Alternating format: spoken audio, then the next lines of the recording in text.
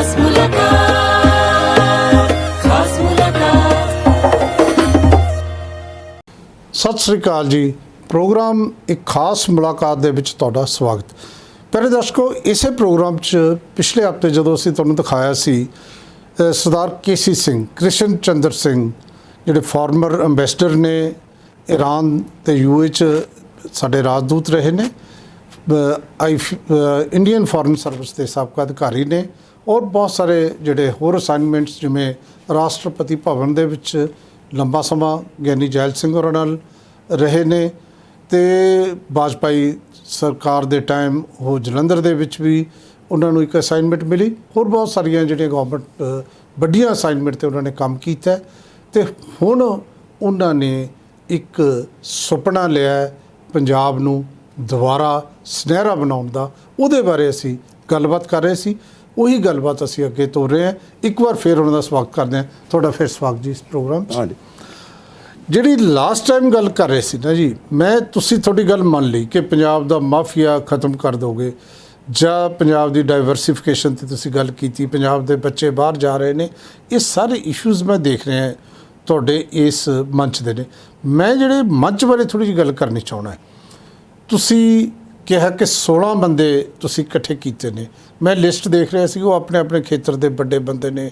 ਕੋਈ air martial ਹੈ, ਕੋਈ ਇੱਕ ਦੋ ਜਿਹੜੇ ਨੇ ਪੁਲਿਸ ਅਫਸਰ ਨੇ DGP ਲੈਵਲ ਦੇ, ਤੁਸੀਂ ਕਾਫੀ ਵੱਡੇ ਬੰਦੇ, ਇੱਕ ਦੋ ਡਾਕਟਰ ਨੇ। ਇਹ ਸਾਰੀਆਂ ਗੱਲਾਂ ਠੀਕ ਨੇ, ਲੇਕਿਨ ਕੀ 16 ਬੰਦਿਆਂ ਦੀ ਮੰਚ ਹੋਏਗਾ ਇਹ, ਜਾਂ ਕੋਈ ਇਸ ਤੋਂ ਜ਼ਿਆਦਾ ਗਿਣਤੀ 'ਚ ਵੀ ਹੋਣਗੇ? ਦੇਖੋ, ਮੈਂ ਸ਼ੁਰੂ 'ਚ ਕਿਹਾ ਜੇ ਮੰਚ ਹੈ, ਕੁਝ ਛੱਡ ਸਕਦੇ ਆ, ਕੁਝ ਨਵੇਂ ਆ ਸਕਦੇ ਆ, ਇਹਦੇ ਨਾਲ ਕੁਝ ਨਵੇਂ ਜੁੜਨਗੇ। ਇਸੇ ਕਰਕੇ ਜਦ ਇਹ ਸੋਸ਼ਲ ਮੀਡੀਆ ਤੇ ਜਾ ਰਹੀਆਂ, ਇਸ ਇੱਕ ਲਾਈਨ ਖੋਲੀ ਹੈ ਟੈਲੀਫੋਨ ਦੀ।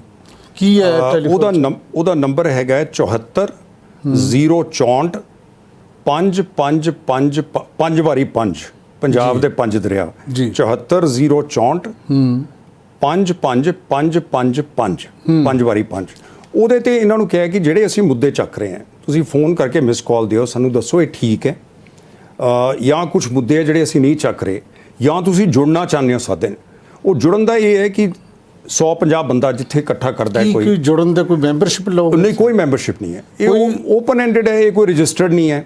ਮੰਚ ਕਨਵੀਨ ਕੀਤੀ ਹੈ, ਇਹਦੇ 'ਚ ਨਹੀਂ ਕੋਈ ਆਰਗੇਨਾਈਜੇਸ਼ਨ ਬਣੀ ਹੈ, ਕੋਈ ਪ੍ਰਧਾਨ ਹੈ, ਕੋਈ ਚੇਅਰਮੈਨ ਹੈ? ਮੈਂ ਕਨਵੀਨਰ ਹਾਂ, ਇੱਕ ਸੈਕਟਰੀ ਬਣਾਏ ਨੇ ਇਹਦੇ। ਅੱਛਾ, ਕੌਣ ਨੇ ਸੈਕਟਰੀ? ਕਨ ਲਾਲੀ ਗਿੱਲ ਹੈਗੇ। ਅੱਛਾ, ਉਹ ਕਮਿਊਨੀਕੇਟ ਕਰਦੇ ਹੈ, ਹੋਰ ਮੈਂਬਰਸ ਦਿੰਦੇ ਆ। ਦੇਖੋ, ਓਪਨ ਜੇ ਇਹਨੂੰ ਕਿੰਨੇ ਦਿਨ ਹੋ ਗਏ ਬਣੇ ਨੂੰ? ਇਹ ਅਸੀਂ ਕੱਲ ਲਾਂਚ ਕੀਤੀ ਹੈ। ਤੁਸੀਂ ਕੱਲ ਲਾਂਚ ਕੀਤੀ ਹੈ? ਹਾਂਜੀ, ਸੱਚੀ ਗੱਲ ਹੈ। ਪਰਸੋਂ ਕਰਨ ਵਾਲੀ ਗੱਲ, ਪਰਸੋਂ ਲਾਂਚ ਕੀਤੀ। 2 ਦਿਨ ਹੋਏ ਨੇ ਲਾਂਚ ਹੋਈ ਨੂੰ। ਹਾਂਜੀ ਹਾਂਜੀ। ਲੇਕਿਨ ਮੈਂ ਤਾਂ ਕਨਸੂਆਂ ਇਹੋ ਜਿਹੀਆਂ ਵੀ ਸੁਣ ਰਿਹਾ ਵੀ ਵਿੱਚੋਂ ਜਿਵੇਂ ਕੇਜਰੀਵਾਲ ਦੀ ਬਗਾਵਤ ਦੀਆਂ ਆਵਾਜ਼ਾਂ ਉਹ ਵੀ ਆਉਣੀਆਂ ਸ਼ੁਰੂ ਹੋ ਗਈਆਂ। ਦੇਖੋ, ਜੇ ਉਹ ਨਾ ਹੋਵੇ ਜੀ ਤਾਂ ਫਿਰ ਇਹਦਾ ਮਤਲਬ ਉਹ ਜੀਵਤ ਨਹੀਂ ਹੈ ਆਰਗੇਨਾਈਜੇਸ਼ਨ। ਜੀ ਸੀ, ਇਹ ਤਾਂ ਇੱਕ ਟੱਬਰ ਦੇ ਵਿੱਚ ਚੱਲ ਰਹੇ ਦੀਆਂ ਗੱਲਾਂ। ਸੋ ਕੁਝ ਬੰਦੇ ਕਹਿਣਗੇ ਠੀਕ ਹੈ, ਕੁਝ ਕਹਿਣਗੇ ਨਹੀਂ ਹੈ ਠੀਕ। ਉਹਨੂੰ ਇਕੱਠੇ ਮਿਲ ਕੇ ਉਹਦਾ ਫੈਸਲਾ ਕਰਾਂਗੇ।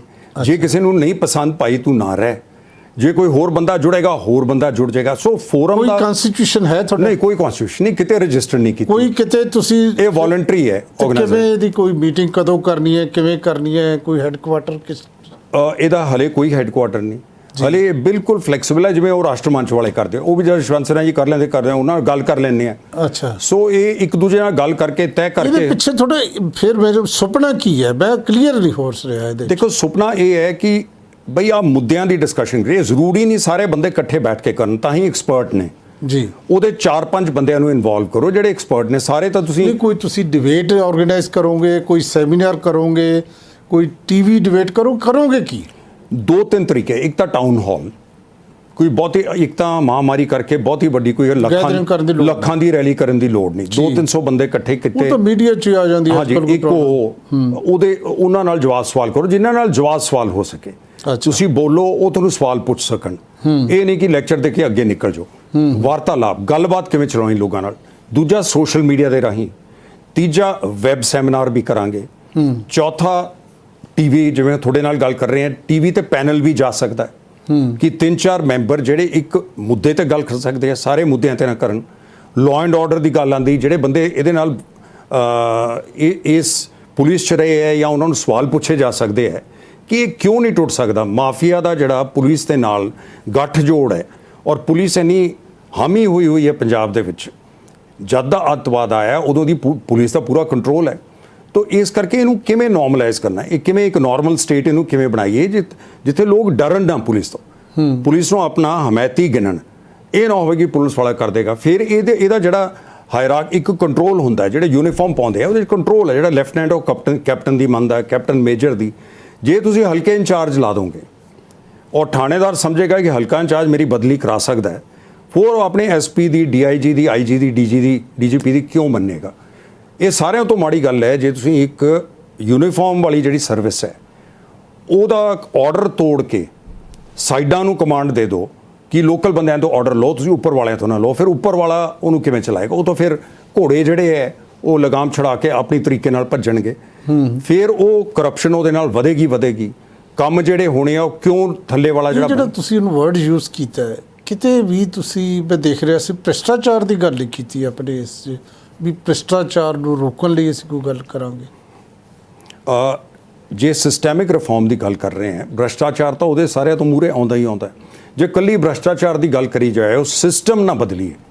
ਸੀ ਭ੍ਰਿਸ਼ਟਾਚਾਰ ਨਹੀਂ ਹਟ। ਮੈਂ ਤੁਹਾਨੂੰ ਦੱਸਦਾ, ਜਦ ਮੈਂ ਆਰਪੀਓ ਆਇਆ, ਮੈਂ ਜਲੰਧਰ ਨਹੀਂ ਸੀ, ਮੈਂ ਆਰਪੀਓ ਵਾਜਪਾਈ ਸਾਹਿਬ ਨੇ 2 ਵਾਰ ਜਦ ਮੈਂ ਉਹਨਾਂ ਨਾਲ ਜੁੜਿਆ ਮੈਨੂੰ ਬੈਸਟ ਪੋਜੀਸ਼ਨਸ ਮਿਲੀਆਂ। ਜਦ ਇਹ ਪ੍ਰਧਾਨ ਮੰਤਰੀ ਬਣੇ ਤਾਂ ਮੈਂ ਸਪੋਕਸਮੈਨ ਸੀ ਮਿਨਿਸਟਰੀ ਦਾ, ਜਿਹੜੀ ਕਿ ਉਦੋਂ ਇਹ ਖੁਦ ਹੀ ਮਿਨਿਸਟਰ ਸੀਗੇ ਇੰਚਾਰਜ, ਸਾਡੇ ਵਿਦੇਸ਼ ਮੰਤਰੀ ਨਹੀਂ ਸੀ 1998 ਚ ਜਦ ਅਸੀਂ ਨਿਊਕਲੀਅਰ ਟੈਸਟ ਕੀਤਾ। ਇਹ ਜਿਹੜੀ ਰੀਜਨਲ ਪਾਸਪੋਰਟ ਆਫੀਸਰ, ਇਹ ਐਡੀ ਇੰਪੋਰਟੈਂਟ ਪੋਸਟ ਹੁੰਦੀ ਹੈ।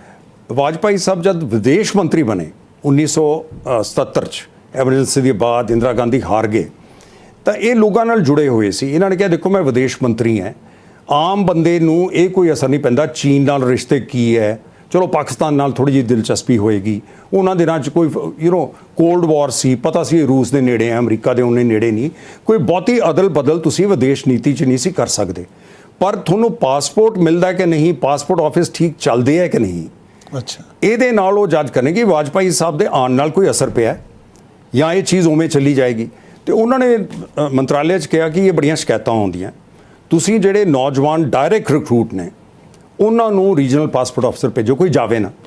ਮੁੰਡੇ ਕਹਿੰਦੇ ਜੀ ਅਸੀਂ ਤਾਂ ਫੋਰਨ ਸਰਵਿਸ ਜੁਆਇਨ ਕੀਤੀ ਹੈ ਵਿਦੇਸ਼ ਨੀਤੀ ਬਣਾਉਣ ਨੂੰ। ਹਾਲਾਂਕਿ ਇਹ ਹੁੰਦਾ ਜਦ ਤੁਸੀਂ ਰਿਟਾਇਰ ਹੁੰਦੇ ਹੋ ਫਿਰ ਵੀ ਨਹੀਂ ਪਤਾ ਹੁੰਦਾ ਵਿਦੇਸ਼ ਨੀਤੀ ਕੌਣ ਬਣਾਉਂਦਾ, ਲੇਕਿਨ ਜਦ ਤੁਸੀਂ ਨੌਜਵਾਨ ਹੁੰਦੇ ਹੋ ਤੁਸੀਂ ਸਮਝਦੇ ਹੋ ਮੈਂ ਹੀ ਬਣਾਉਣੀ ਹੈ ਵਿਦੇਸ਼। ਚਲੋ ਹਾਂ, ਜਦੋਂ ਤੁਸੀਂ ਆਉਣੇ। ਅੱਛਾ, ਮੈਂ 1-2 ਦਿਨ ਵੇਟ ਕਰਦਾ ਰਿਹਾ ਤੇ ਉਹਦੇ ਬਾਅਦ ਅੰਡਰ ਸੈਕਟਰੀ ਉਦੋਂ ਸ਼ਾਮ ਸਰਨ ਹੁੰਦੇ ਸੀ, ਜਿਵੇਂ ਬਾਅਦ 'ਚ ਵਿਦੇਸ਼ ਸਚਿਵ ਵੀ ਲੱਗੇ, ਤੇ ਮੈਨੂੰ ਪਤਾ ਲੱਗਿਆ ਚੰਡੀਗੜ੍ਹ ਦਾ ਪ੍ਰੋਮੋਟਿਵ ਆਫਿਸਰ ਸੀਗਾ, ਉਹ ਜਾ ਰਿਹਾ। ਤੇ ਮੈਂ ਕਿਹਾ ਤੁਸੀਂ ਆਰਪੀਓ ਚੰਡੀਗੜ੍ਹ ਦੀ ਪੋਸਟ ਖਾਲੀ ਹੋ ਰਹੀ, ਪੇਰੈਂਟਸ ਮੇਰੇ ਸੀਗੇ, ਘਰ ਸੀਗਾ 9 ਸੈਕਟਰ 'ਚ। ਉਹਨੇ ਫਟਾਫਟ ਮੈਨੂੰ ਫੜ ਕੇ ਐਡੀਸ਼ਨਲ ਸੈਕਟਰੀ, ਉਹਨੇ ਕਿਹਾ ਮੁਰਗਾ ਫਸ ਗਿਆ, ਕੋਈ ਜਾ ਨਹੀਂ ਸੀ ਰਿਹਾ। ਮੈਨੂੰ ਨਹੀਂ ਸੀ ਪਤਾ ਇਹਨਾਂ ਨੂੰ ਲੋੜ ਸੀ, ਤੇ ਉਹ 2 ਮਿੰਟਾਂ 'ਚ ਉਹਨਾਂ ਨੇ ਕਿਹਾ ਜੀ ਚੱਲ ਅਸੀਂ ਅਪਰੂਵ ਕਰਤਾ। ਫਿਰ ਉਹ ਜਿਹੜਾ ਜੁਆਇੰਟ ਚੀਫ ਪਾਸਪੋਰਟ ਆਫਿਸਰ ਸੀ ਉਹ ਕਹਿੰਦੇ ਇਹ ਤਾਂ 4 ਸਾਲ ਦੀ ਸਰਵਿਸ ਹੈ, ਉਹ ਮੇਰਾ ਦੂਜਾ ਜਾਂ ਤੀਜਾ ਹਿੰਦੁਸਤਾਨ 'ਚੋਂ ਵੱਡਾ ਦਫ਼ਤਰ ਹੈ, ਕਿਵੇਂ ਚਲਾਏਗਾ? ਮੈਂ ਕਿਹਾ ਜੀ ਮੈਂ 2 ਸਾਲ ਆਈਪੀਐਸ ਰਿਹਾ ਪਹਿਲਾਂ। ਚਲੋ ਕਹਿੰਦੇ 6 ਸਾਲ ਉਹਨਾਂ ਨੇ ਬਣਾ ਲਿਆ ਕਾਗਜ਼ ਤੇ। ਅੱਛਾ, ਉਹ ਜਿਹੜਾ ਦਫ਼ਤਰ 'ਚ ਆ ਕੇ ਇੰਨਾ ਰਸ਼, ਹੁਣ ਆਰਪੀਓ ਜਿਹੜਾ ਰੀਜਨਲ ਪਾਸਪੋਰਟ ਆਫਿਸਰ ਦੂਜੀ ਮੰਜ਼ਿਲ ਤੇ ਬੈਠਦਾ ਸੀ, ਪਹਿਲੀ ਮੰਜ਼ਿਲ ਤੇ ਕਾਊਂਟਰ ਹੁੰਦਾ ਹੈ ਜਿੱਥੇ ਲੋਕਾਂ ਦੀ ਭੀੜ ਬਹੁਤ ਜ਼ਿਆਦਾ, ਕਿਉਂਕਿ ਉਦੋਂ ਪੂਰਾ ਹਰਿਆਣਾ, ਪੂਰਾ ਪੰਜਾਬ, ਪੂਰਾ ਹਿਮਾਚਲ ਔਰ ਜੰਮੂ ਕਸ਼ਮੀਰ ਇਸ ਦਫ਼ਤਰ ਦੇ ਥੱਲੇ ਸੀ। ਔਰ ਨੀਚੇ ਬੈਠਦੇ ਸੀ 4-5 ਅਫਸਰ, ਅਸਿਸਟੈਂਟ ਪਾਸਪੋਰਟ ਅਫਸਰ ਤੇ 4-5 ਪੀਆਰਓ। ਉੱਪਰ ਜਾਣ ਨਹੀਂ ਸੀ ਦਿੰਦੇ ਬੰਦਿਆਂ ਨੂੰ, ਉੱਥੇ ਗਾਰਡ ਲਾਇਆ ਹੁੰਦਾ ਸੀ ਕਿ ਆਰਪੀਓ ਦੇ ਕੋਲ ਉਹਨੂੰ ਤੰਗ ਨਾ ਕਰਨ, ਜਾਣ ਨਾ। ਹੁਣ 2 ਤਰੀਕੇ ਹੈ ਕਿ ਜੇ ਤੁਸੀਂ ਦੇਖਣਾ ਕਿ ਕਰਪਸ਼ਨ ਨਾ ਹੋਵੇ, ਇੱਕ ਤਾਂ ਮੈਂ ਸਾਰਾ ਦਿਨ ਉਹਨਾਂ ਦੇ ਕਮਰਿਆਂ 'ਚ ਚੱਕਰ ਲਾਈ ਜਾਵਾਂ ਕਿ ਇਹ ਕੀ ਕਰਦੇ, ਉਹ ਉਹਨਾਂ ਚਿਰ ਉਹ ਕਰ ਦੇਣਗੇ ਫਿਰ ਨਹੀਂ ਕਰਨਗੇ। ਦੂਜਾ ਮੈਂ ਕਿਹਾ ਇਹਨੂੰ ਹਟਾਓ, ਜਿਹੜਾ ਗਾਰਡ ਲੱਗਿਆ ਇਹਨੂੰ ਹਟਾ ਦਿਓ। ਜਿਹੜੇ ਬੰਦੇ ਇੱਕ ਵਾਰ ਪਹਿਲਾਂ ਦਫ਼ਤਰ 'ਚ ਆ ਚੁੱਕੇ ਜਿਨ੍ਹਾਂ ਦੀ ਸਲਿੱਪ ਤੇ ਇਹ ਨਹੀਂ ਕਿ ਅੱਜ ਹੀ ਆਏ ਹੈ, ਉਹਨਾਂ ਨੇ ਇੱਕ ਵਾਰ ਚੱਕਰ ਲਾ ਲਿਆ ਕਾਊਂਟਰ ਦਾ, ਉਹਨਾਂ ਦੀ ਸਲਿੱਪ ਤੇ ਲਿਖਿਆ ਹੋਇਆ, ਉਹਨੂੰ ਉੱਪਰ ਆਉਣ ਦਿਓ।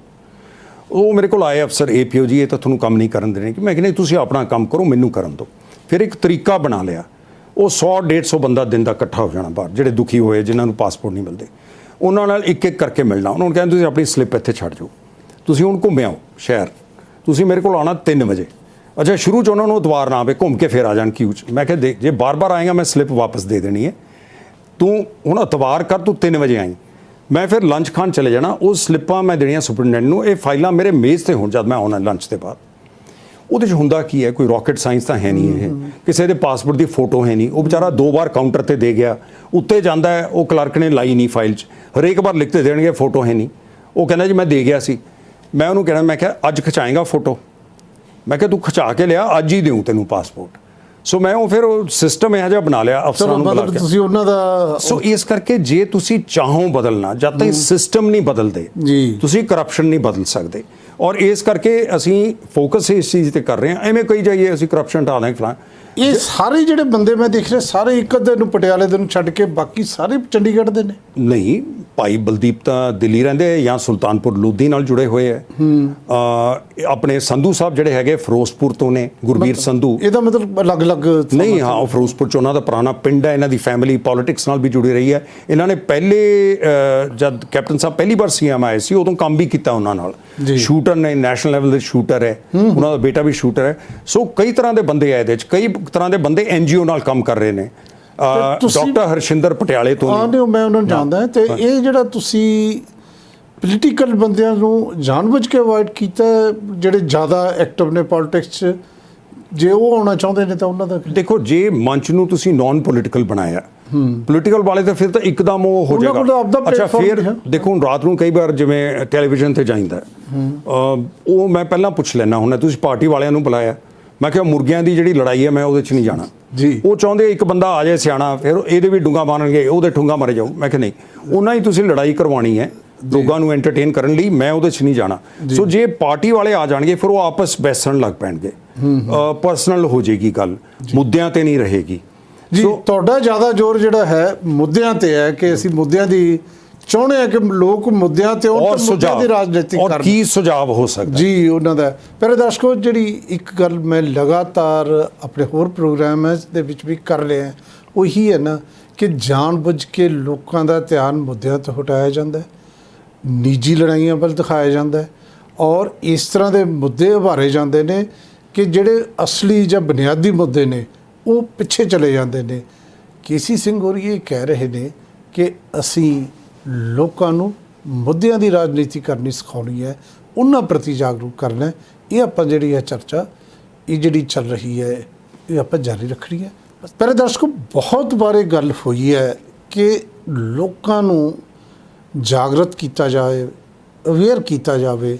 ਹੁਣ ਇਲੈਕਸ਼ਨ ਆ ਰਹੀ ਹੈ ਪੰਜਾਬ ਦੇ ਵਿੱਚ, ਤੇ ਪੰਜਾਬ ਦੇ ਲੋਕ ਵੀ ਇਹ ਚਾਹੁੰਣਗੇ ਕਿ ਘੱਟੋ ਘੱਟ ਕੋਈ ਐਸਾ ਪਲੇਟਫਾਰਮ, ਕੋਈ ਐਸਾ ਮੰਚ ਹੋਵੇ ਜਿਹੜਾ ਸਾਨੂੰ ਇਹ ਦੱਸੇ, ਜਿਹੜਾ ਨੌਨ ਪੋਲੀਟੀਕਲ ਹੋਵੇ। ਪੋਲੀਟੀਕਲ ਤਾਂ ਆਪਦੀ ਗੱਲ ਤਾਂ ਸਾਰੇ ਕਰਨਗੇ, ਜਿਹੜਾ ਨੌਨ ਪੋਲੀਟੀਕਲ ਹੋਵੇ, ਜਿਹੜਾ ਇਹ ਦੱਸੇ ਕਿਹੜਾ ਬੰਦਾ ਵਧੀਆ, ਕਿਹਨੂੰ ਵੋਟ ਪਾਈ ਜਾ ਸਕਦੀ ਹੈ, ਕਿਉਂ ਪਾਈ ਜਾ ਸਕਦੀ ਹੈ, ਦਲੀਲ ਨਾਲ, ਤਰਕ ਨਾਲ ਗੱਲ ਜਿਹੜੇ ਕਰਨ ਵਾਲਾ ਹੋਵੇ, ਤੇ ਜਿਹੜਾ ਮੁੱਦਿਆਂ ਦੀ ਰਾਜਨੀਤੀ ਵੱਲ ਇਸ ਪੰਜਾਬ ਨੂੰ ਲੈ ਕੇ ਜਾਵੇ। ਕੇਸੀ ਸਿੰਘ ਜੀ, ਇਹ ਜਿਹੜੇ ਮੁੱਦੇ ਨੇ, ਤੁਸੀਂ ਕਈ ਮੁੱਦੇ ਤੇ ਬਹੁਤ ਅਹਿਮ ਮੁੱਦੇ, ਬੁਨਿਆਦੀ ਮੁੱਦਿਆਂ ਦੀ ਵੀ ਗੱਲ ਕੀਤੀ ਹੈ ਪੰਜਾਬ ਦੇ ਦੀ, ਲੇਕਿਨ ਬਹੁਤ ਇਸ਼ੂਜ਼ ਨੇ ਪੰਜਾਬ ਦੇ। ਤੇ ਜਿਹੜਾ ਤੁਹਾਡਾ ਇਹ ਮੰਚ ਹੈ, ਸਾਂਝਾ ਸੁਨਹਿਰਾ ਪੰਜਾਬ ਬਣਾਉਣ ਦਾ ਜਿਹੜਾ ਸੁਪਨਾ ਹੈ, ਇਹਦੇ ਵਿੱਚ ਹੋਰ ਕਿਹੜੇ ਮੁੱਦੇ ਐਸੇ ਨੇ ਜਿਹੜੇ ਤੁਸੀਂ ਉਠਾਉਂਦੇ? ਦੇਖੋ, ਸਾਰਿਆਂ ਤੋਂ ਜਿਹੜੀ ਪਹਿਲੀ ਗੱਲ ਤਾਂ ਹੁੰਦੀ ਹੈ ਸਾਡੀ ਇਕਨੋਮੀ ਦੀ, ਪੰਜਾਬ ਦੀ ਜੀ। 1981 ਤਾਈਂ ਪਰ ਕੈਪੀਟਾ ਜੇ ਪੰਜਾਬ ਦੀ ਆਬਾਦੀ ਲਈਏ ਤੇ ਆਮਦਨੀ ਲਈਏ, ਉਹਨੂੰ ਉਹਦੇ ਤੇ ਤਕਸੀਮ ਕਰੀਏ, ਅਸੀਂ 1 ਨੰਬਰ ਤੇ ਸੀ। ਕਿਉਂਕਿ ਹਰੀ ਕ੍ਰਾਂਤੀ ਦੇ ਬਾਅਦ ਪੰਜਾਬ ਬਹੁਤ ਉੱਚਾ ਉੱਠ ਗਿਆ ਸੀ। ਉਹ ਹੌਲੀ ਹੌਲੀ ਥੱਲੇ ਆਉਣਾ ਸ਼ੁਰੂ ਹੋਇਆ। 2001 'ਚ ਹਾਲੇ ਵੀ ਅਸੀਂ ਚੌਥੇ ਦਰਜੇ ਤੇ ਨੰਬਰ ਤੇ ਸੀਗੇ, ਹੁਣ ਅਸੀਂ 16ਵੇਂ ਨੰਬਰ ਤੇ ਹਾਂ। ਆਲੇ ਦੁਆਲੇ ਦੇ ਸੂਬੇ ਵੀ ਅੱਗੇ ਨਿਕਲ ਗਏ। ਜੇ ਅਸੀਂ 20 ਸਾਲ ਲਈਏ ਤਾਂ 2 ਸਰਕਾਰਾਂ ਤਾਂ ਸਿੱਧੀਆਂ ਹੀ ਆਉਂਦੀਆਂ, ਕਾਂਗਰਸ ਦੀ ਤੇ ਅਕਾਲੀਆਂ ਦੀ। ਸੋ ਇਹ ਜਵਾਬਦੇਹ ਨੇ ਇਸ ਤੇ, ਕਿਉਂਕਿ ਪੰਜਾਬ ਥੱਲੇ ਨੂੰ ਕਿਉਂ ਗਿਆ, ਇੱਥੇ ਇਨਵੈਸਟਮੈਂਟ ਕਿਉਂ ਨਹੀਂ ਆਈ? ਕਿਉਂਕਿ ਸਾਡੀ ਪੜ੍ਹਾਈ ਜਿਹੜੀ ਅਸੀਂ ਕਰਵਾ ਰਹੇ ਹਾਂ, ਉਹ ਜੇ ਵੱਡੀਆਂ ਕੰਪਨੀਆਂ ਕਹਿੰਦੀਆਂ ਜੀ ਹਾਈ ਟੈਕ ਆਏਗੀ, ਇੱਥੇ ਸਟੀਲ ਮਿਲਾਂ ਤਾਂ ਲੱਗਣੀਆਂ ਨਹੀਂ, ਨਾ ਅਸੀਂ ਲਾਉਣੀਆਂ ਚਾਹੁੰਦੇ ਹਾਂ। ਮੈਂ ਜਿਹੜਾ ਕਹਿ ਰਿਹਾ ਕਿ ਕੈਲੀਫੋਰਨੀਆ ਦਾ ਮਾਡਲ, ਕਿ ਅਸੀਂ ਸਬਜ਼ੀਆਂ ਲਈ, ਫਲ ਫਰੂਟ ਕਨੀ ਕਿਵੇਂ ਆਮਦਨ ਵਧਾਈਏ, ਐਗਰੀਕਲਚਰ ਨੂੰ ਬੇਸ ਬਣਾਈਏ। ਪਹਿਲਾਂ ਤਾਂ ਕਿਸਾਨ ਦੀ ਆਮਦਨ ਕਿਵੇਂ ਵਧਾਈਏ, ਕਿਸਾਨ ਨੂੰ ਮਾਰ ਕੇ ਨਹੀਂ। ਉਹ ਇੱਕ ਸਾਈਕਲ 'ਚ ਫਸ ਗਿਆ ਜਿਹਦੇ ਨਾਲ এনवायरमेंट ਖਰਾਬ ਹੋ ਰਹੀ ਹੈ, ਉਹਦੀ ਆਮਦਨ ਵਧ ਨਹੀਂ ਰਹੀ। ਫਿਰ ਅਸੀਂ ਸੈਂਟਰ ਨੂੰ ਕਹਿੰਦੇ ਹਾਂ ਜੀ ਹੁਣ ਇਹ ਵਧਾ ਦਿਓ, ਨਾ ਉਹਨਾਂ ਨੇ ਸਵਾਮੀਨਾਥਨ ਕਮਿਸ਼ਨ ਲਗਾਇਆ, ਨਾ ਲਗਾਉਣਾ ਹੈ। ਸੋ ਇਸ ਕਰਕੇ ਉਸੇ 'ਚ ਝਗੜਾ ਕਰੀ ਜਾਈਏ। ਉਹ ਠੀਕ ਹੈ, ਕਾਨੂੰਨ ਗਲਤ ਨੇ, ਵਾਪਸ ਲੈਣੇ ਚਾਹੀਦੇ ਹੈ, ਲੇਕਿਨ ਆਮਦਨ ਵਧਾਉਣ ਦਾ ਤਰੀਕਾ ਇਹੀ ਹੈ ਕਿ ਉਹਦੇ 'ਚ ਕੁਝ ਹੋਰ ਉਤਪਾਦਨ ਕਰੀਏ ਜਿਹਦੀ ਕੀਮਤ ਹੋਵੇ, ਜਿਹੜੀ ਸਰਕਾਰ ਉਹਦੇ ਸਪਲਾਈ ਚੇਨਸ ਬਣਾਵੇ, ਪ੍ਰਾਈਵੇਟ ਸੈਕਟਰ ਤੇ ਨਾ ਛੱਡੇ, ਇਹ ਨਾ ਛੱਡੇ ਕਿ ਆਪੇ ਵੇਚਣ, ਫਿਰ ਨਹੀਂ ਚੇਂਜ ਹੋ ਸਕਦਾ। ਹੌਲੀ ਹੌਲੀ ਉਹ ਤਬਦੀਲੀ ਲਿਆਏਗੀ, ਵਾਤਾਵਰਣ ਵੀ ਬਦਲੇਗਾ ਉਹਦੇ ਨਾਲ। ਦੂਜਾ ਹੈਗਾ ਕਿ ਇਨਵੈਸਟਮੈਂਟ ਕਿਉਂ ਨਹੀਂ ਆਉਂਦੀ ਅੰਦਰ। ਕੱਲੀ ਤਾਂ ਤੁਸੀਂ ਐਗਰੀਕਲਚਰ ਤਾਂ 19-20% ਹੈ GDP ਦਾ ਸਾਡੇ ਸਟੇਟ ਦਾ। ਇੰਡਸਟਰੀ ਸਰਵਿਸ ਜੌਬਸ ਕਿਵੇਂ ਵਧਣਗੀਆਂ ਤਾਂ ਕਿ ਬੱਚੇ ਬਾਹਰ ਨਾ ਜਾਣ। ਦੇਖੋ ਜੇ ਸਪਲਾਈ ਚੇਨ ਆ ਜਾਣਗੀਆਂ ਇਹਦੀਆਂ, ਉਹਦੇ 'ਚ ਵੀ ਸਰਵਿਸ ਜੌਬਸ ਹੋਣਗੀਆਂ। ਕਿਵੇਂ ਮਿਡਲਮੈਨ ਨੂੰ ਕੱਢ ਕੇ ਤੁਸੀਂ ਅੱਗੇ ਲਿਜਾਣਾ ਹੈ ਤਾਂ ਕਿ ਬਾਹਰ ਜਾਣ। ਭਾਵੇਂ ਪੂਰੇ ਹਿੰਦੁਸਤਾਨ 'ਚ ਮਿਡਲ ਕਲਾਸ ਵੱਧ ਰਹੀ ਹੈ, ਆਮਦਨ ਲੋਕਾਂ ਦੀ ਵੱਧ ਰਹੀ ਹੈ। ਉਹ ਮੀਟ ਖਾਂਦੇ ਨੇ ਲੋਕ ਜਿਹੜੇ ਪਹਿਲਾਂ ਨਹੀਂ ਸੀ ਖਾਂਦੇ, ਉਹ ਸਬਜ਼ੀਆਂ ਫਰੂਟ ਖਾਣਾ ਚਾਹੁੰਦੇ ਜਿਹੜੇ ਪਹਿਲਾਂ ਨਹੀਂ ਸੀ ਖਾਂਦੇ। ਇਹ ਲਾਜ਼ਮ ਹੈਗਾ। ਜਿਵੇਂ ਚੀਨ ਦੇ ਵਿੱਚ ਬਹੁਤ ਜ਼ਿਆਦਾ ਖਾਣ ਦੀਆਂ ਵੀ ਆਦਤਾਂ ਬਦਲ ਜਾਂਦੀਆਂ ਜਦ ਤੁਹਾਡੀ ਆਮਦਨ ਵੱਧ ਜਾਂਦੀ ਹੈ। ਉਹ ਸਾਨੂੰ ਪਹਿਲਾਂ ਸੋਚਣਾ ਚਾਹੀਦਾ ਕਿਹੜੀਆਂ ਚੀਜ਼ਾਂ ਅਸੀਂ ਵੇਚ ਸਕਦੇ ਹਾਂ। ਦੂਜਾ, ਸਾਡੇ ਇੱਥੇ ਐਕਸ ਸਰਵਿਸਮੈਨ, ਹੁਣ ਉਹਨਾਂ ਦੀਆਂ ਵੋਟਾਂ ਸਭ ਮੰਗਦੇ ਆ। ਤਾਂ ਹੀ ਮੈਂ ਮੇਜਰ ਜਨਰਲ ਸਤਬੀਰ ਸਿੰਘ ਨੂੰ ਰਿਕੁਐਸਟ ਕਰਕੇ, ਉਹਨਾਂ ਦਾ ਮੈਨੂੰ ਫੋਨ ਆਇਆ, ਫਿਰ ਮੈਂ ਕਿਹਾ ਜੀ ਤੁਸੀਂ ਸਾਡੇ ਨਾਲ ਜੁੜੋ। ਗੁੜਗਾਉਂ 'ਚ ਹੁੰਦੇ ਆ, ਗੁਰੂਗ੍ਰਾਮ 'ਚ। ਉਹ ਬੜੇ ਵਿਚਾਰੇ ਉਦਨ ਦਿੱਲੀੋਂ ਗੱਡੀ ਚਲਾ ਕੇ ਖੁਦ ਆਏ। ਉਹ ਕਈ ਮੁੱਦੇ ਐਕਸ ਸਰਵਿਸਮੈਨ, ਤੁਸੀਂ ਦੇਖਿਆ ਹੋਣਾ ਜਦ one man one rank one pension ਦਾ ਸੀ, ਉਹ ਸਾਰਿਆਂ ਤੋਂ ਅੱਗੇ ਸੀ। ਸੋ ਇਸ ਕਰਕੇ ਐਕਸ ਸਰਵਿਸਮੈਨ ਨੂੰ ਇਕੱਲਾ ਵਰਤਣਾ ਨਹੀਂ, ਉਹਨਾਂ ਦੀਆਂ ਜਿਹੜੀਆਂ ਸੇਵਾਵਾਂ ਹੈਗੀਆਂ ਉਹਨਾਂ ਨੂੰ ਪਛਾਣਨਾ ਵੀ ਔਰ ਇਸਤੇਮਾਲ ਵੀ ਕਰਨਾ। ਉਹ ਡਿਸਪਲਿਨ ਨੇ, ਉਹਨਾਂ ਕੋਲ ਸਕਿੱਲ ਸੈੱਟ ਹੈਗਾ, ਉਹਨਾਂ ਨੂੰ ਨਵੀਆਂ ਚੀਜ਼ਾਂ ਸਿਖਾ ਸਕਦੇ। ਉਹਨਾਂ ਨੂੰ ਕਿਵੇਂ ਲਿਆਉਣਾ ਹੈ? ਮੈਂ ਤਾਂ ਕਹਿੰਦਾ ਉਹਨਾਂ ਨੂੰ ਰਾਜਨੀਤੀ 'ਚ ਵੀ ਲਿਆਓ। ਕੋਈ ਪਾਰਟੀ ਨਹੀਂ ਕਹਿੰਦੀ ਅਸੀਂ 10% ਇਹਨਾਂ ਨੂੰ ਟਿਕਟ ਦੇ ਦਾਂਗੇ। ਕਿਉਂ ਨਹੀਂ? ਜਦ ਪਿੰਡ 'ਚ ਉਹ ਬੈਠੇ ਹੈ, ਡਿਸਪਲਿਨਡ ਫੋਰਸ ਹੈ ਇੱਕ, ਉਹ ਆਪਣੀ ਆਵਾਜ਼ ਵਿਧਾਨ ਸਭਾ 'ਚ ਆ ਕੇ ਆਪਣੀ ਆਵਾਜ਼ ਉਹਨਾਂ ਕਰ ਸਕਣ। ਸੋ ਇੱਕ ਤਰ੍ਹਾਂ ਨਾਲ ਅਸੀਂ ਲੋਕਾਂ ਦੀ ਆਵਾਜ਼ ਬਣਨਾ ਚਾਹੁੰਦੇ ਹਾਂ। ਉਹਨਾਂ ਨੂੰ ਮੁੱਦੇ ਦੱਸੋ, ਤੁਸੀਂ ਸਾਨੂੰ ਦੱਸੋ। ਹੁਣ ਦੇਖੋ, ਤੁਸੀਂ ਵੀਡੀਓ ਦੇਖਿਆ ਹੋਣਾ, ਪੁਰਾਣੇ ਡਿਪਟੀ ਚੀਫ ਮਿਨਿਸਟਰ ਸਾਹਿਬ, ਇੱਕ ਕਿਸਾਨ ਨੇ ਜਿਹੜਾ ਉਹਨਾਂ ਨੂੰ ਸਵਾਲ ਪੁੱਛੇ ਹੈ, ਫਿਰ ਉਹ ਕਿਸਾਨ ਉਹਨਾਂ ਦੀ ਜਾ ਕੇ ਇੰਟਰਵਿਊ ਲਈ ਗਈ ਹੈ। ਉਹ WhatsApp ਤੇ ਘੁੰਮੇਗਾ, ਉਹਨੂੰ ਕਿਵੇਂ ਵਧਾਉਣਾ ਹੈ? ਕਿਉਂਕਿ ਅਸੀਂ, ਕੋਈ ਦਿੱਲੀ ਬੈਠਾ ਹੈ, ਕੋਈ ਕਿੱਥੇ ਬੈਠਾ, ਅਸੀਂ ਜੁੜੇ ਹੋਏ ਹਾਂ, ਮੀਡੀਆ ਨਾਲ ਜੁੜੇ ਹੋਏ ਹਾਂ। ਅੱਜ ਮੈਂ ਤੁਹਾਡੇ ਨਾਲ ਗੱਲ ਕਰ ਰਿਹਾ, ਅਸੀਂ ਉਹਨਾਂ ਦੀ ਜਿਹੜੀ ਆਵਾਜ਼ ਉਹਨੂੰ ਥੋੜ੍ਹਾ ਜਿਹਾ ਹੋਰ ਅੱਗੇ ਵਧਾ ਸਕਦੇ ਹਾਂ ਤਾਂ ਕਿ ਉਹ ਮੁੱਦਿਆਂ ਤੇ ਸਾਨੂੰ ਦੱਸਣ, ਅਸੀਂ ਮੁੱਦਿਆਂ ਦੇ ਸੁਝਾਅ ਦਈਏ। ਉਹ ਦੱਸਣੇ ਸੁਝਾਅ ਠੀਕ ਨਹੀਂ, ਇਹ ਲਾਗੂ ਨਹੀਂ ਹੋ ਸਕਦਾ। ਹੁਣ ਇੱਕ ਦਿਨ ਮੈਂ ਕੁਝ ਚੰਡੀਗੜ੍ਹ ਦੇ ਆਲੇ ਦੁਆਲੇ ਦੇ 15-20 ਪੰਜ ਸਰਪੰਚ, ਇੱਕ ਵਕੀਲ ਸਾਡੇ ਹੈਗੇ ਬੱਚੇ, ਉਹ ਲੈ ਕੇ ਆਏ ਜਿਹੜੇ ਉਹਨਾਂ ਦੇ ਕੇਸ ਕਰਦੇ ਆ। ਉਹਨਾਂ 'ਚੋਂ ਇੱਕ ਬੜੀ ਸਿਆਣੀ ਗੱਲ ਉਹਨਾਂ ਨੇ ਬੋਲੀ ਜਿਹੜੀ ਸਾਨੂੰ ਸੁੱਝੀ ਨਹੀਂ। ਉਹ ਕਹਿੰਦੇ ਕਿਸਾਨ ਕਹਿੰਦੇ ਆ ਅਸੀਂ ਪਾਰਟੀ ਬਣਾਉਣੀ ਹੈ। ਇਸੇ ਜੇ ਉਹ ਪਾਰਟੀ ਬਣਾਉਣਗੇ, ਹੁਣ ਕਹਿੰਦੇ ਆ ਪਿੰਡਾਂ 'ਚ ਅਸੀਂ ਕਿਸੇ ਪੋਲੀਟੀਸ਼ੀਅਨ ਨੂੰ ਵੜਨ ਨਹੀਂ ਦੇਣਾ, ਫਿਰ ਉਹ ਕੀ ਵੜ ਸਕਣਗੇ ਜਦ ਪੋਲੀਟੀਸ਼ੀਅਨ ਬਣ ਗਏ? ਅੱਛਾ, ਜੇ ਉਹ ਵੜਨਗੇ ਇਹਦਾ ਮਤਲਬ ਤੁਸੀਂ ਇਸ ਲਈ ਰੋਕਿਆ ਸੀ ਪੋਲੀਟੀਸ਼ੀਅਨ ਨੂੰ ਜਾਣ ਨੂੰ ਕਿਉਂਕਿ ਤੁਹਾਡੀ ਪਾਰਟੀ ਨਹੀਂ ਸੀ ਬਣੀ। ਅਸਲੀ ਮੁੱਦਾ ਇਹ ਹੈ, ਉਦੋਂ ਰਾਜੇਵਾਲ ਸਾਹਿਬ ਨੇ ਵੀ ਕਿਹਾ ਹੈ ਔਰ ਮੈਂ ਬਿਲਕੁਲ ਉਹਦੇ ਨਾਲ ਸਹਿਮਤ ਹਾਂ ਕਿ ਲੋਕਾਂ ਨੂੰ ਅੰਦਰ ਆਉਣ ਤੋਂ ਨਾ ਰੋਕੋ। ਲੋਕਤੰਤਰ 'ਚ ਹਰੇਕ ਦਾ ਅਧਿਕਾਰ ਹੈ, ਉਹ ਜਾ ਕੇ ਆਪਣੇ ਮੁੱਦੇ ਰੱਖੇ। ਤੁਸੀਂ ਸਵਾਲ ਪੁੱਛ ਸਕਦੇ ਹੋ, ਸਵਾਲ ਪੁੱਛੋ ਔਰ ਅਸੀਂ ਵੀ ਤੁਹਾਨੂੰ ਦੇਵਾਂਗੇ, ਸਵਾਲ ਵੀ ਦੇਵਾਂਗੇ, ਜਵਾਬ ਵੀ ਦੇਵਾਂਗੇ ਜਿਹੜੇ ਤੁਹਾਨੂੰ ਉਹਦੇ 'ਚ ਪਸੰਦ ਆਉਂਦੇ। ਔਰ ਕਈ ਜਵਾਬ ਤੁਸੀਂ ਦਿਓਗੇ ਜਿਹੜੇ ਸਾਨੂੰ ਨਹੀਂ ਸੁਝਦੇ ਕਿ ਇਹ ਨਹੀਂ ਹੋ ਸਕਦਾ। ਇਹ ਡਾਇਲੋਗ ਬਹੁਤ ਜ਼ਰੂਰੀ ਹੈ। ਜਿਹੜੀਆਂ ਸਰਕਾਰਾਂ ਦਾ ਡਾਇਲੋਗ ਟੁੱਟ ਗਿਆ ਲੋਕਾਂ ਨਾਲ, ਕੱਲਾ ਇੱਥੇ ਨਹੀਂ ਹੋਰ ਸੂਬਿਆਂ 'ਚ ਵੀ ਜਿਹੜੇ ਚੰਗੇ ਚੀਫ ਮਿਨਿਸਟਰ ਨੇ ਉਹਨਾਂ ਦੀ ਗੱਲਬਾਤ ਚੱਲਦੀ ਰਹਿੰਦੀ। ਪੁਰਾਣੇ ਟਾਈਮ 'ਚ ਕਹਿੰਦੇ ਸੀ ਨਾ ਨਬਜ਼ ਹੈ। ਬਾਦਲ ਸਾਹਿਬ ਪਿੰਡ ਘੁੰਮਦੇ ਸੀ, ਤਾਂ ਹੀ ਉਹਨਾਂ ਦੀ ਇੰਨੇ ਸਾਰ ਸਰਕਾਰ ਚਲਾਈ ਹੈ। ਹੁਣ ਉਹਨਾਂ ਦੀ ਉਮਰ ਨਹੀਂ ਰਹੀ। ਅਤੇ ਦੂਜੇ ਜਿਹੜੇ ਪੋਲੀਟੀਸ਼ੀਅਨ ਹੈ ਉਹਨਾਂ ਕੋਲ ਨਬਜ਼ ਹੈ ਲੋਕਾਂ ਦੀ। ਗੱਲਾਂ ਤੁਹਾਡੀ ਬਿਲਕੁਲ ਠੀਕ ਚੱਲ ਰਹੀਆਂ ਨੇ, ਠੀਕ ਟਰੈਕ ਤੇ ਹੋ ਤੁਸੀਂ ਕਿ ਜਿਹੜੀ ਤੁਸੀਂ ਇਹ ਗੱਲ ਕੀਤੀ ਹੈ ਕਿ ਲੋਕਾਂ ਨੂੰ ਅਸੀਂ ਸਵਾਲ ਦੇਵਾਂਗੇ। ਹੁਣ ਜਿਹੜੇ ਤੁਸੀਂ ਸਵਾਲ ਦਿਓਗੇ, ਮੰਨ ਲਓ ਕਿ ਤੁਸੀਂ ਇਹ ਡਿਪਟੀ CM ਦੀ ਗੱਲ ਕੀਤੀ ਹੈ, ਜਿਹੜਾ ਮਨਜੀਤ ਸਿੰਘ ਉਹਨਾਂ ਨੂੰ ਸਵਾਲ ਪੁੱਛ ਰਿਹਾ ਸੀ, ਜਾਂ ਇੱਕ ਮਨਜੀਤ ਕੌਰ ਜਿਹੜੀ ਬੀਬੀ ਜੀ ਦੇ 8 ਕੇਸ ਹੋਏ ਨੇ, ਉਹ ਸਵਾਲ ਪੁੱਛ ਰਹੀ ਸੀ, ਸੋਸ਼ਲ ਮੀਡੀਆ ਤੇ ਘੁੰਮ ਰਹੀ ਹੈ ਵੀਡੀਓ। ਤੁਸੀਂ ਇਕੱਲੇ ਪੋਲੀਟੀਸ਼ੀਅਨ ਬਾਰੇ ਵੀ ਦੱਸੋਗੇ ਕਿ ਇਹਨੇ ਕੀ ਕਾਰਵਾਈ ਕੀਤੀ? ਇਸ ਤਰ੍ਹਾਂ ਦਾ ਵੀ ਕੁਛ ਇਰਾਦਾ ਹੈ? ਨਹੀਂ, ਦੇਖੋ ਉਹ ਫਿਰ ਜ਼ਾਤੀ ਗੱਲ ਬਣ ਜਾਂਦੀ ਹੈ, ਪਰਸਨਲ ਅਟੈਕ। ਜੇ ਮੁੱਦਿਆਂ ਤੇ ਰਹਿਣਾ ਤਾਂ ਮੁੱਦਿਆਂ ਤੇ ਰਹੋ। ਨਹੀਂ, ਗੱਲ ਤਾਂ ਮੁੱਦਿਆਂ ਦੀ ਹੈ। ਗੱਲ ਇਹ ਹੈ ਕਿ ਜੇ ਸਹੁੰ ਖਾ ਕੇ ਕੈਪਟਨ ਅਮਰਿੰਦਰ ਸਿੰਘ ਘਰ ਸਰਕਾਰ ਦੇਤੀ, ਨੌਕਰੀ ਦੇਤੀ, ਨਸ਼ੇ ਖਤਮ ਕਰਤੇ, ਤੇ ਇਹ ਮੁੱਦੇ ਪਰਸਨਲ ਕਿਵੇਂ ਹੋ ਗਏ? ਨਹੀਂ, ਇਹਨਾਂ ਦੀ ਮੈਂ ਗੱਲ ਕਰ ਰਿਹਾ। ਇਹ ਮੁੱਦੇ ਤਾਂ ਲੋਕਾਂ ਦੇ ਸਾਹਮਣੇ ਹੈਗੇ। ਮੈਂ ਉਹੀ ਕਹਿ ਰਿਹਾ, ਮੈਂ ਇਹ ਨਹੀਂ ਕਹਿ ਰਿਹਾ। ਹਾਂ, ਠੀਕ। ਮੈਂ ਇਹ ਕਹਿ ਰਿਹਾ ਕਿ ਇੱਕ ਮੈਨੀਫੈਸਟੋ ਹੈ, ਵੈਸੇ ਤਾਂ ਡਿਮਾਂਡ ਹੀ ਕਰਨੀ ਚਾਹੀਦੀ ਹੈ। ਹੁਣੀ ਤੁਸੀਂ ਸੁਜੈਸ਼ਨ ਮੰਗੇ, ਮੈਂ ਵੀ ਦੇਤਾ। ਨਹੀਂ, ਸਿਆਣੀ ਗੱਲ ਹੈ ਤੁਹਾਡੀ। ਕਿ ਇਹਨੂੰ ਤੁਸੀਂ ਨਹੀਂ, ਫਿਰ ਲੀਗਲ ਬਣਾਓ। ਹਾਂ, ਇੰਜ ਕਰਾਂਗੇ, ਸਾਰੀਆਂ ਪਾਰਟੀਆਂ ਦੇ ਮੈਨੀਫੈਸਟੋ ਲਓ। ਹਾਂ, ਇੱਕ ਪਾਰਟੀ ਦਾ ਨਹੀਂ ਜੀ, ਸਾਰੇ ਪਾਰਟੀਆਂ ਦੇ ਮੈਨੀਫੈਸਟੋ ਲੋਕਾਂ ਨੂੰ ਦੱਸੋ। ਅੱਛਾ, ਉਹਨਾਂ ਨੂੰ ਚੰਗੀ ਤਰ੍ਹਾਂ ਸਟੱਡੀ ਕਰਕੇ ਉਹਨਾਂ ਚੋਂ ਪੁਆਇੰਟ ਕੱਢੋ। ਇਹ ਬੜੀ ਅੱਛਾ ਸੁਝਾਅ ਹੈ, ਬੜਾ ਅੱਛਾ ਸੁਝਾਅ ਹੈ। ਉਹਨਾਂ ਨੂੰ ਕਹਾਂਗੇ ਜੀ ਆਹ ਦੇਖੋ, ਇਹਦੇ ਚੋਂ ਇਹਨਾਂ ਨੇ ਆਹ ਕਿਹਾ ਸੀ, ਆਹ ਕੀਤਾ ਨਹੀਂ ਕੀਤਾ, ਤੁਸੀਂ ਹੁਣ ਦੇਖੋ। ਬਿਲਕੁਲ ਠੀਕ ਹੈ। ਅਸੀਂ ਤਾਂ ਖੈਰ ਮੈਂ ਥੋੜਾ ਅੱਗੇ ਗਿਆ ਹੋਇਆ। ਅਸੀਂ ਇਹ ਕਰ ਰਹੇ ਹਾਂ ਕੇਸੀ ਸਿੰਘ ਜੀ ਕਿ ਇਹ ਤਾਂ ਹੋ ਗਿਆ ਪੋਲੀਟੀਕਲ ਪਾਰਟੀਜ਼ ਦਾ, ਪਾਰਟੀ ਦਾ ਜਿਹੜਾ ਨੁਮਾਇੰਦਾ ਤੁਹਾਡੇ ਹਲਕੇ 'ਚ ਖੜਾ ਕੀਤਾ ਹੈ, ਉਹ ਕੀ ਹੈ, ਉਹਦੀ ਕੁਆਲੀਫਿਕੇਸ਼ਨ ਕੀ ਹੈ, ਉਹਦੇ ਜਿਹੜੇ ਇਨਕਮ ਸੋਰਸ ਕੀ ਨੇ, ਜਦੋਂ ਪੋਲਿਟਿਕਸ 'ਚ ਆਇਆ ਸੀ ਉਦੋਂ ਉਹਦੇ ਕੋਲ ਕੀ ਸੀ, ਹੁਣ ਉਹਦੇ ਕੋਲ ਕੀ ਹੈ, ਇਹ ਪਰਸਨਲ ਗੱਲਾਂ ਕਿਹੜੀਆਂ ਰਹਿ ਗਈਆਂ? ਉਹਨੇ ਵੈਸੇ ਵੀ ਤਾਂ ਡਿਕਲੇਅਰ ਕਰਨੀ ਹੈ। ਜਦੋਂ ਇਲੈਕਸ਼ਨ ਕਮਿਸ਼ਨ ਨੇ ਕਹਿਣਾ ਹੈ ਉਦੋਂ ਵੀ ਤਾਂ ਉਹਨੇ ਆਪਣੇ ਐਸੈਟਸ ਡਿਕਲੇਅਰ ਕਰਨੇ ਨੇ, ਤੇ ਉਦੋਂ ਵੀ ਪੁੱਛਿਆ ਜਾ ਸਕਦਾ। ਨਹੀਂ, ਬੜੀ ਸਿਆਣੀ ਗੱਲ ਹੈ। ਤੁਹਾਡਾ ਮਤਲਬ ਹੈ ਇੱਕ ਐਥੀਕਲ ਕੋਡ ਆਫ ਕੰਡਕਟ ਬਣਾਉਣਾ ਚਾਹੀਦਾ।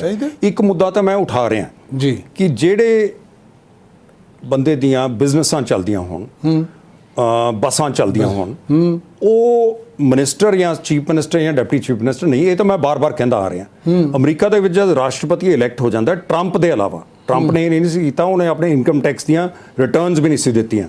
ਉਹਨਾਂ ਕੋਲ ਜਿਹੜੇ ਸ਼ੇਅਰ ਹੁੰਦੇ ਆ, ਜਿਵੇਂ ਓਬਾਮਾ ਕੋਲ ਜਾਂ ਪਹਿਲਾਂ, ਉਹ ਇੱਕ ਬਲਾਈਂਡ ਅੰਨੇ ਟਰਸਟ 'ਚ ਪਾ ਦਿੰਦੇ ਆ। ਉਹਨਾਂ ਨੂੰ ਇਹ ਨਹੀਂ ਪਤਾ ਹੁੰਦਾ ਕਿ ਵਾਲ ਸਟਰੀਟ ਦੀ ਜਿਹੜੀ ਕੰਪਨੀ ਹੈ ਉਹ ਕਿਹੜੀ ਕੰਪਨੀ 'ਚ ਉਹਨਾਂ ਦਾ ਪੈਸਾ ਲਾ ਰਿਹਾ, ਤਾਂ ਕਿ ਉਹ ਜਦ ਫੈਸਲਾ ਲੈਣ ਫਾਈਲ ਦੇ ਉੱਤੇ ਆਪਣਾ ਜਿਹੜੇ ਹਿੱਤ 'ਚ ਕੋਈ ਉਹਦੇ 'ਚ ਫਾਇਦਾ ਨੁਕਸਾਨ ਉਹਨਾਂ ਦੇ ਦਿਮਾਗ 'ਚ ਨਾ ਆਵੇ। ਸੋ ਇਹ ਡੈਫੀਨਿਟਲੀ ਇੱਕ ਕੋਡ ਆਫ ਕੰਡਕਟ, ਇਹ ਤਾਂ ਇੱਕ ਗੱਲ ਜਿਹੜੀ ਮੈਂ ਲੈ ਰਿਹਾ, ਹੋਰ ਵੀ ਬਣਾਉਣੀ ਚਾਹੀਦੀ ਹੈ ਕਿ ਕਿਹੜੀ ਚੀਜ਼ ਤੁਸੀਂ ਦੇਖੋ। ਇੱਕ ਕਾਂਗਰਸ ਦੇ ਐਮਐਲਏ ਦੀ ਮੈਂ ਗੱਲ ਦੱਸ ਰਿਹਾ, ਉਦੋਂ ਮੈਂ ਨਾਂ ਨਹੀਂ ਲੈਂਦਾ, ਉਹ ਕੁਝ ਸੱਜਣਾਂ ਨੂੰ ਇਕੱਠੇ ਕਰਕੇ ਗੁਰਦੁਆਰੇ ਸਹੁੰ ਚੁਕਾਉਣ ਗਿਆ। ਇਹ ਉਹਨੇ ਆਪੇ ਦੱਸੀ ਗੱਲ ਕਿ ਸਹੁੰ ਚੱਕੋ ਤੁਸੀਂ ਠੀਕ ਚੱਲੋਗੇ, ਅੱਧੇ ਭੱਜ ਗਏ। ਬਾਅਦ 'ਚ ਪਤਾ ਲੱਗਿਆ ਉਹਨਾਂ ਕੋਲ ਵੀ ਸ਼ਰਾਬ ਦੇ ਠੇਕੇ ਆ, ਉਹਨਾਂ ਕੋਲ ਵੀ ਰੇਤੇ ਦੇ ਠੇਕੇ ਆ। ਸੋ ਇਸ ਕਰਕੇ ਐਮਐਲਏਆਂ ਤੇ ਇਹ ਪ੍ਰੀ ਕੰਡੀਸ਼ਨ ਹੋਣੀ ਚਾਹੀਦੀ ਹੈ, ਜਦ ਤੁਸੀਂ ਆਨੇ ਹੋ ਪੂਰਾ ਡਿਕਲੇਅਰ ਕਰੋ, ਹੁਣ ਮੈਂ ਨਵੇਂ ਠੇਕੇ ਨਹੀਂ ਲਊਂਗਾ ਸਰਕਾਰ 'ਚ ਆ ਕੇ। ਦੇਖੋ, ਤੁਸੀਂ ਆਪ ਹੀ ਗੱਲ ਸ਼ੁਰੂ ਕਰਤੀ ਹੈ। ਹੁਣ ਮੈਂ ਅੱਜ ਦੇ ਪ੍ਰੋਗਰਾਮ 'ਚ ਗੱਲ ਕਰਕੇ ਹਟਿਆ ਕੇ ਸਿੰਘ ਜੀ ਕਿ ਸੇਵਾ ਸਿੰਘ ਸੇਖਵਾਂ ਇਹ ਕਹਿ ਰਿਹਾ ਕਿ ਕੇਜਰੀਵਾਲ ਇਸ ਕਰਕੇ ਮਹਾਨ ਹੈ, ਮੇਰਾ ਪਤਾ ਲੈਣਾ ਹੈ, ਮੈਂ ਇਸ ਕਰਕੇ ਸਾਰੀ ਉਮਰ ਇਹਨੂੰ ਦੇਤੀ, ਸਮਰਪਿਤ ਕਰਤੀ। ਤੇ ਹੁਣ ਕਿਵੇਂ ਮੰਨੀਏ, ਜਦੋਂ ਟਕਸਾਲੀ ਅਕਾਲੀ ਦਲ ਟਕਸਾਲੀ ਬਣਾਇਆ ਸੀ ਉਦੋਂ ਅਕਾਲ ਤਖਤ ਸਾਹਿਬ ਤੇ ਜਾ ਕੇ ਸਹੁੰ ਖਾਧੀ ਸੀ। ਇਹ ਲੋਕਾਂ ਨੂੰ ਹੱਕ ਨਹੀਂ ਹੈ ਪੁੱਛਣ ਦਾ, ਇਹਦੇ 'ਚ ਨਿੱਜੀ ਅਟੈਕ ਕੀ ਹੋ ਗਿਆ? ਨਹੀਂ, ਉਦੋਂ ਪਹਿਲਾਂ ਇਹ ਵੀ ਪੁੱਛਣ ਕਿ ਕੇਜਰੀਵਾਲ ਸਾਹਿਬ ਨੇ ਇੱਕ ਅਕਾਲੀ ਦਲ ਦੇ ਵੱਡੇ ਨੇਤਾ ਦੇ ਬਾਰੇ ਕੀ ਕੁਝ ਬੋਲਿਆ ਸੀ ਪਿਛਲੀ ਇਲੈਕਸ਼ਨ 'ਚ। ਫਿਰ ਜਦ ਉਹਨੇ ਕੇਸ ਕਰਤਾ, ਫਿਰ ਝੱਟ ਦੇ ਕੇ ਮਾਫੀ ਮੰਗ ਲਈ। ਅੱਛਾ, ਹੁਣ ਨਹੀਂ, ਔਰ ਉਹ ਮੁੱਦੇ ਹੁਣ ਹਾਈ ਕੋਰਟ ਦੇ ਸਾਹਮਣੇ, ਹਾਈ ਕੋਰਟ ਨੇ ਕਿਹਾ ਰਿਪੋਰਟਾਂ ਖੋਲੋ। ਅੱਛਾ, ਜੇ ਉਸੇ ਬੰਦੇ ਦਾ ਨਾਂ ਆ ਗਿਆ, ਨਹੀਂ ਉਸ ਬੰਦੇ ਦਾ ਨਾਂ ਆ ਗਿਆ ਰਿਪੋਰਟ 'ਚ, ਫਿਰ ਮੁੱਦਾ ਇਹ ਹੋਊਗਾ ਕਿ ਕੇਜਰੀਵਾਲ ਸਾਹਿਬ ਤੁਸੀਂ ਭੱਜੇ ਕਿਉਂ ਸੀ ਉਦੋਂ? ਜੀ, ਮੁੱਦਾ ਉਠਾ ਕੇ ਭੱਜੇ ਕਿਉਂ ਸੀ? ਕਿਉਂਕਿ ਕਚਹਿਰੀ 'ਚ ਨਹੀਂ ਜਾਣਾ ਚਾਹੁੰਦੇ ਸੀ। ਸੋ ਇਸ ਕਰਕੇ ਇਹ ਗੱਲਾਂ ਜਿਹੜੀਆਂ ਨੇ, ਮੇਰਾ ਖਿਆਲ ਹੈ ਇੰਨੇ ਇੱਕ ਬੋਲਡ ਹੋਣੀ ਚਾਹੀਦੀ ਹੈ ਆਰਗੇਨਾਈਜੇਸ਼ਨ। ਮੈਂ ਤਾਂ ਇਹੀ ਕਹਿ ਸਕਦਾ ਕਿ ਇਹਦੀ ਬਹੁਤ ਜ਼ਰੂਰਤ ਹੈ। ਅਸੀਂ ਤਾਂ ਸਾਰੇ ਆਸ ਵੀ ਕਰਦੇ ਹਾਂ ਕਿ ਅਰਦਾਸ ਵੀ ਕਰਦੇ ਹਾਂ ਕਿ ਇਹ ਜਿਹੜਾ ਸੁਨਹਿਰਾ ਪੰਜਾਬ ਬਣੇ, ਸਾਂਝਾ ਸੁਨਹਿਰਾ ਪੰਜਾਬ ਜਿਹਦੀ ਤੁਸੀਂ ਗੱਲ ਕਰ ਰਹੇ ਹੋ। ਲੇਕਿਨ ਇਸ ਲਈ ਕਾਫੀ ਮਿਹਨਤ ਦੀ ਲੋੜ ਹੈ, ਕਿਉਂਕਿ ਜਿਵੇਂ ਸ਼ੁਰੂ 'ਚ ਕਿਹਾ ਹੋਇਆ ਤੁਹਾਡੇ ਕਿ ਕਿਸੇ ਟਾਈਮ ਅਸੀਂ ਨੰਬਰ 1 ਹੁੰਦੇ ਸੀ ਤੇ ਹੁਣ 16ਵੇਂ ਨੰਬਰ ਤੇ ਪਹੁੰਚੇ ਹੋਏ ਹਾਂ। ਸੋ ਇਹਦੇ ਲਈ ਬਹੁਤ ਮਿਹਨਤ ਕਰਨ ਦੀ ਜ਼ਰੂਰਤ ਹੈ। ਪਰ ਮੈਂ ਤਾਂ ਹਮੇਸ਼ਾ ਪੋਜ਼ਿਟਿਵ ਰਿਹਾ। ਮੈਨੂੰ ਤਾਂ ਲੱਗਦਾ ਹੈ ਕਿ ਬੰਦੇ ਨੂੰ ਹਮੇਸ਼ਾ ਸਕਾਰਾਤਮਕ ਸੋਚ ਦਾ ਹੋਣਾ ਚਾਹੀਦਾ ਹੈ। ਜਿਵੇਂ ਤੁਸੀਂ ਇਹ ਕੰਮ ਕਰ ਰਹੇ ਹੋ, ਅਸੀਂ ਆਸ ਕਰੀਏ ਕਿ ਤੁਸੀਂ ਆਪਣੇ ਇਸ ਮਿਸ਼ਨ ਦੇ ਵਿੱਚ ਸਫਲ ਹੋਵੋ ਤੇ ਹੋਰ ਬੰਦੇ ਵੀ ਜਿਹੜੇ ਇਹ ਚਾਹੁੰਦੇ ਨੇ ਉਹ ਵੀ ਤੁਹਾਡੇ ਨਾਲ ਜੁੜਨ। ਇਸੇ ਆਸ ਨਾਲ ਮੈਂ ਨੰਬਰ ਇੱਕ ਵਾਰ ਦੁਹਰਾਦਾ। ਬਿਲਕੁਲ ਦੱਸੋ। 74064 5 ਵਾਰੀ 5 5 5 5 5 ਇੱਕ ਵਾਰੀ ਇੰਗਲਿਸ਼ 'ਚ ਵੀ ਦੱਸ ਦਿਓ। 74064 ਜੀ 55555 5 ਟਾਈਮਸ ਜੀ। ਪੰਜਾਬ ਦੇ ਪੰਜ ਦਰਿਆ 5 ਵਾਰ 5। ਸੋ ਬਹੁਤ ਤੁਸੀਂ ਆਏ ਤੇ ਸਾਡੇ ਦਰਸ਼ਕਾਂ ਨਾਲ ਗੱਲ ਕੀਤੀ, ਤੁਹਾਡਾ ਬਹੁਤ ਬਹੁਤ ਧੰਨਵਾਦ।